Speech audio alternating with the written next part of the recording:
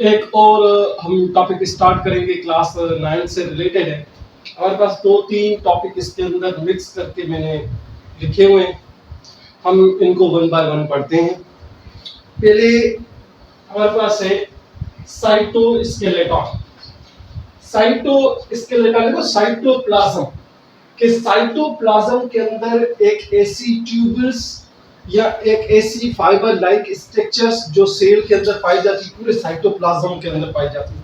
ठीक है, एक माइक्रोस्कोपिक नेटवर्क है जो फाइब्रस प्रोटीन की बनी होती है। ठीक है, या कंसिस्ट ऑफ माइक्रोफिलामेंट, ऐसे माइक्रोफिलामेंट होती है। ठीक है, या हम कहते हैं एंड आर वेरियस फिलामेंट, और भी दूसरी भी फिलामेंट्स हो सकती है डिफरेंट टाइप की। ठीक है, वो स्प्रेड हुई होती है, पूरी फैली हुई होती है थ्रू आउट द साइटोप्लाज्म। पूरे साइटोप्लाज्म जो सेल का जो साइटोप्लाज्म है, जैसे सपोज करते हैं ये हमारे पास सेल है, इस सेल के अंदर ये न्यूक्लियस है, न्यूक्लियस के अराउंड ऐसे पूरी ट्यूबल्स जो सेल मेम्ब्रेन से लेके न्यूक्लियर मेम्ब्रेन तक ऐसे फैली हुई होती है। ठीक है, उसको हम साइटोस्केलेटन कहते हैं। ये प्रोवाइड द स्ट्रक्चरल सपोर्ट भी प्रोवाइड करती है, और मटेरियल को ट्रांसपोर्ट करना भी इसका काम होता है सेल के अंदर। ठीक है, ये चीज याद रखना, एक तो स्ट्रक्चरल सपोर्ट देना, और दूसरी बात के मटेरियल को ट्रांसपोर्ट करना एक जगह से दूसरी जगह तक।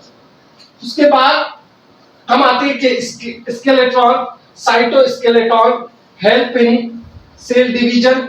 सेल डिवीजन के अंदर बड़ा इंपॉर्टेंट रोल अदा करता है। सेल डिवीजन के अंदर माइटोसिस और मियोसिस दोनों आ जाते हैं।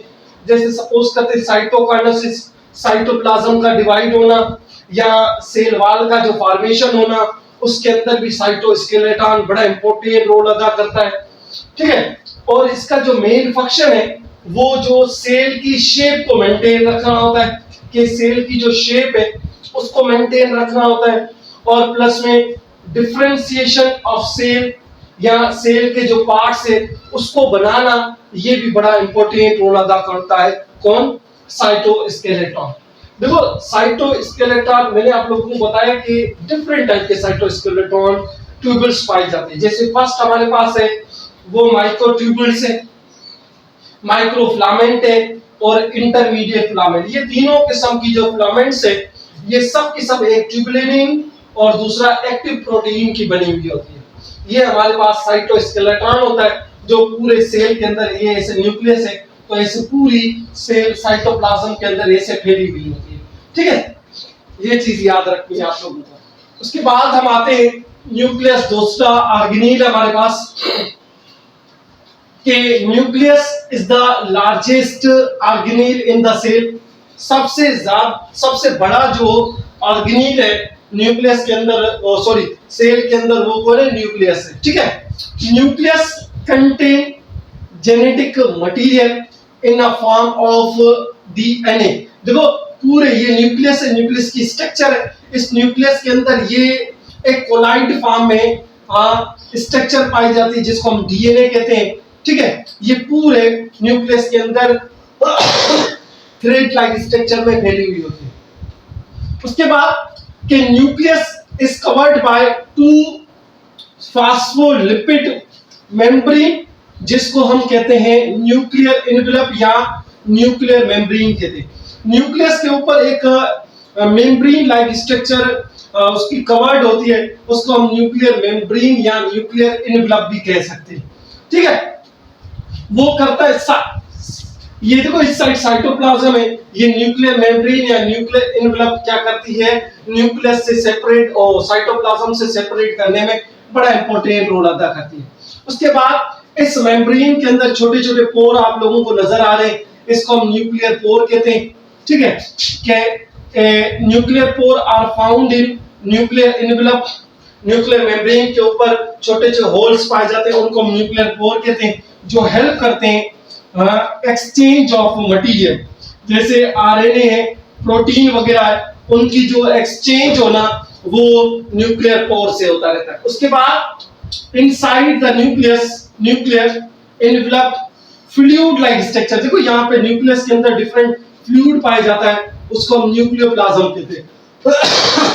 ग्रेन्यूल फ्लूइड्स आर प्रेजेंट, जिसको हम न्यूक्लियोप्लाज्म कहते हैं। न्यूक्लियस के अंदर जो पानी लाइक स्ट्रक्चर या फ्लूइड लाइक स्ट्रक्चर पाया जाता है उसको हम न्यूक्लियोप्लाज्म कहते हैं, ठीक है।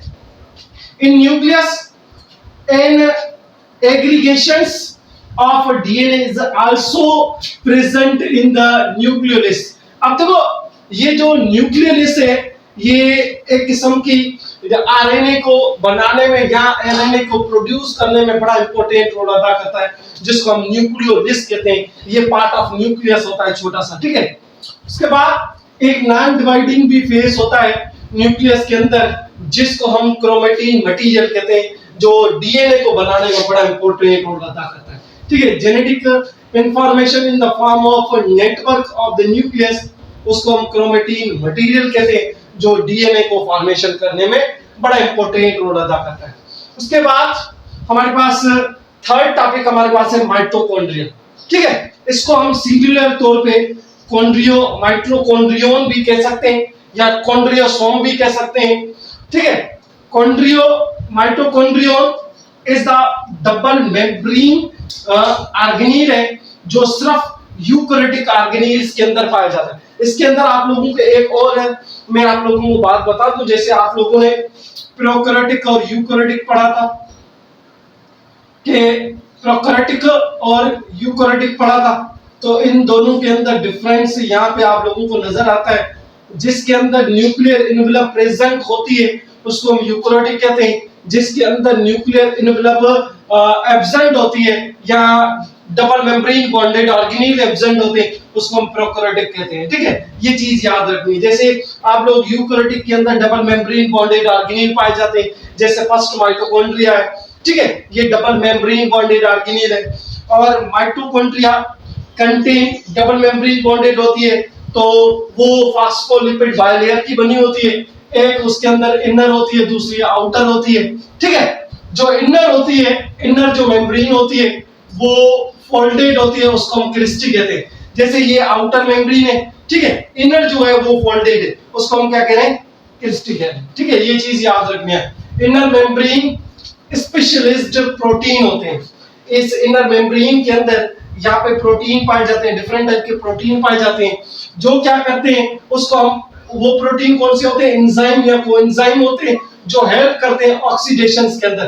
किस किस की ऑक्सीडेशन, जैसे फेट हो गया, स्टार्च हो गया, अमीनो एसिड्स हो गए, ये डिफरेंट टाइप के सबस्टेंस को ऑक्सीडाइज करके एटीपी को प्रोड्यूस किया जाता है माइटोकॉन्ड्रिया के अंदर, ठीक है। जैसे सपोज करते हैं माइटोकॉन्ड्रिया, ये एक किस्म का आप लोग समझो कि साइट ऑफ एरोबिक रेस्पिरेशन है। इसके अंदर ऑक्सीजन की मौजूदगी के अंदर इन सबस्टेंस की ब्रेकडाउन होती है, amino acid, fatty acid, starch वगैरह या ग्लूकोज वगैरह, उनकी ब्रेकडाउन होती है, और ब्रेकडाउन होने के बाद एनर्जी प्रोड्यूस की जाती है, और एनर्जी माइटोकॉन्ड्रिया के अंदर स्टोर की जाती है, इसलिए हम इसको powerhouse of the cell कहते हैं, ठीक है। और इसके अंदर जेली लाइक सब्सटेंस पाया जाता है, ठीक है, जेली लाइक सब्सटेंस पाया जाता है माइटोकॉन्ड्रिया के अंदर, उसको मैट्रिक्स कहते हैं, ठीक है। ये चीज भी आप लोगों को याद रखना। मैंने यहाँ पे powerhouse of the cell नहीं लिखा, पर powerhouse of the cell क्यों कहते हैं, पावर हाउस ऑफ सेल क्यों कहते हैं, क्योंकि ये एनर्जी को स्टोर करता है या प्रोड्यूस करके स्टोर भी करता है, इसलिए हम इसको powerhouse of the cell कहते हैं। डिफरेंट टाइप के सब्सटेंस या माइक्रो पॉलीमर्स को ब्रेक डाउन करता है, ब्रेक डाउन करने के बाद एनर्जी को स्टोर करके रखता है, इसलिए हम इसको powerhouse of the cell कहते हैं। उसके बाद हम आते हैं, लास्ट हमारे पास है ऑर्गेनील, जिसको हम राइबोसोम कहते हैं। ये प्रोकैरियोटिक में भी पाया जाता है, यूकैरियोटिक में भी पाया जाता है, ठीक है। ये चीज याद रखनी है आप लोगों को कि राइबोसोम एक स्मॉल बॉडी है जो अटैच होता है किससे, एंडोप्लाज्मिक रेटिकुलम। कभी भी आप लोगों को राइबोसोम में फ्री स्टेज के अंदर नहीं पाया जाता है, अटैच होता है एंडोप्लाज्मिक रेटिकुलम से।